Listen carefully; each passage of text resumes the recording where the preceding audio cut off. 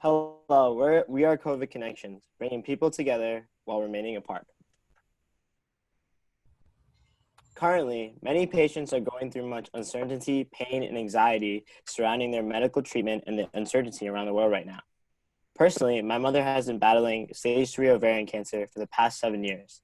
Last week, she was admitted to the hospital because she had a random abdominal pain. It was there where she was told that her cancer had come back. Now imagine going through this without anyone there or any loved ones present. This is why patient visitation is needed. Right now, lifespan only allows one person per visitation time span, and there are only 2 visitation time spans per day, from 11 a.m. to 1 p.m. and 5 p.m. to 7 p.m. This is not enough. So why is patient visitation so crucial? Well, it is shown, a study done by New York University, it was shown to reduce the anxiety and stress of a patient and was linked to faster recovery times. A survey of nurses found that 40% of patients without visitors required additional support from the nursing team versus patients with visitors. 43% were less mobile, 56% were less likely to be stimulated through conversation, and 37% stayed longer in the hospital if they had no visitors.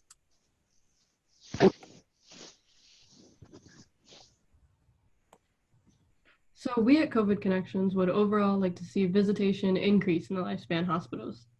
But currently that's just not possible because all these extra safety precautions created by COVID, there just isn't enough staff to cover it.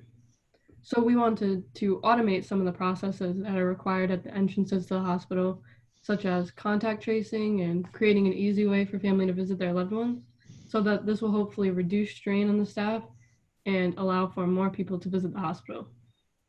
We would also like to see the hospital have a stock of iPads just in case we see a recurrence of phase 1 where they would need to transition to virtual visitations. So our solution was to create an app.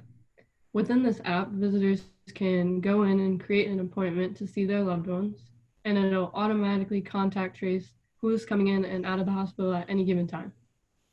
It also includes a self-screening test, which this screening test is currently done at the entrance to the hospital by staff. So this is just one less issue that the staff would have to worry about.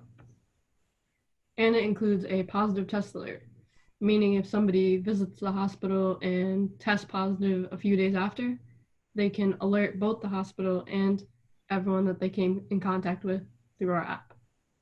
So I'm just going to take you through a quick demo. A visitor would start by logging in with their email and their password. And then right away, they would have to fill out a screening questionnaire.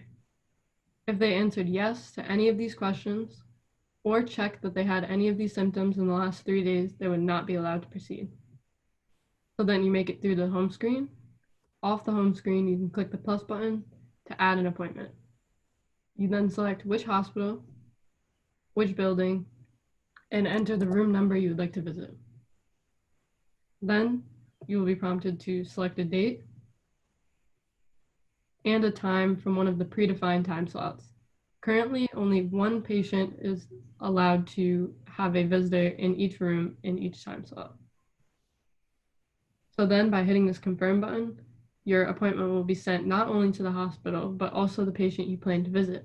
This will make sure that nobody's trying to get around the rules of how many visitors are allowed in each room at a time. By clicking this notification button at the top, you'll find the notification screen. So if someone shows symptoms or tests positive after their visit and you came in contact with that person, this is where that notification will appear. Also off this screen is the alert of a positive test button.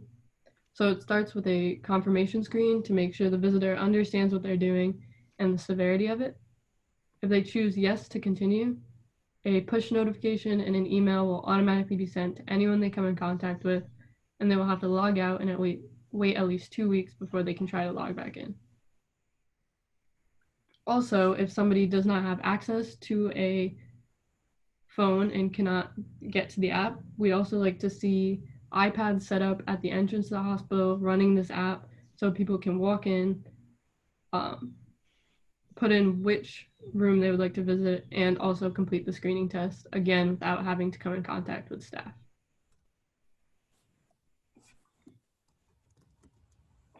During the app's development, we were trying to figure out ways to provide our patients with tablets or other iPads that could allow them to do Zoom calls during different stages of the coronavirus outbreak. So, due to the short amount of time we had to accumulate those sponsors, we decided to leave it up to Lifespan to choose from a list that we've created. We have a wide-ranging list going from different kinds of banks, healthcare providers, and other corporations that would be willing to work together with Lifespan and provide them the funding that they need.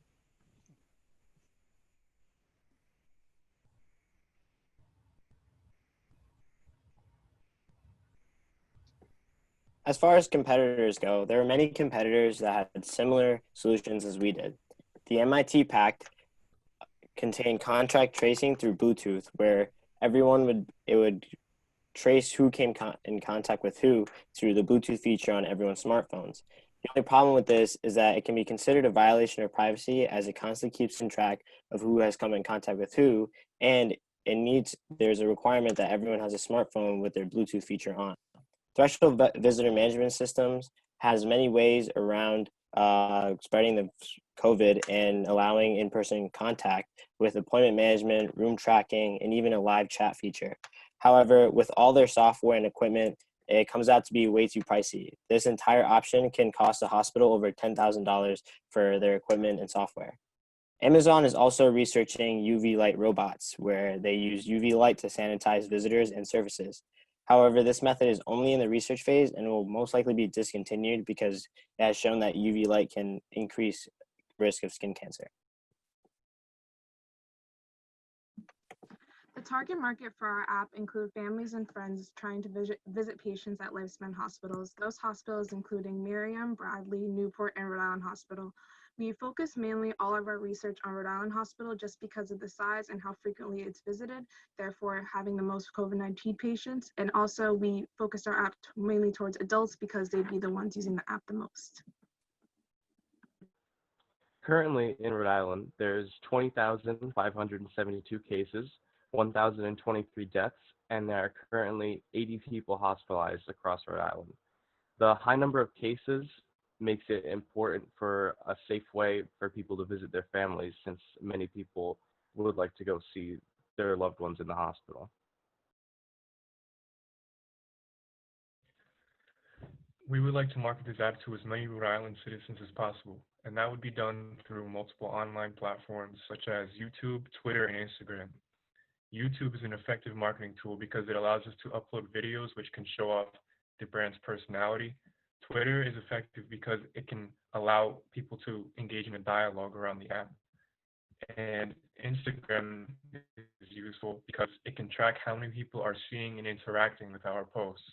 We would also create videos for Lifespan employees, which would train them on how to use the app, and afterwards they would take quizzes to see how much information they retained.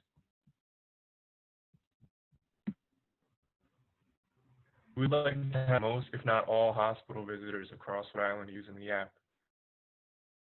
We would like to expand use of the app from not just Lifespan hospitals, but also other hospitals across Rhode Island. And if the app sees enough success, we would like to expand its use across the country.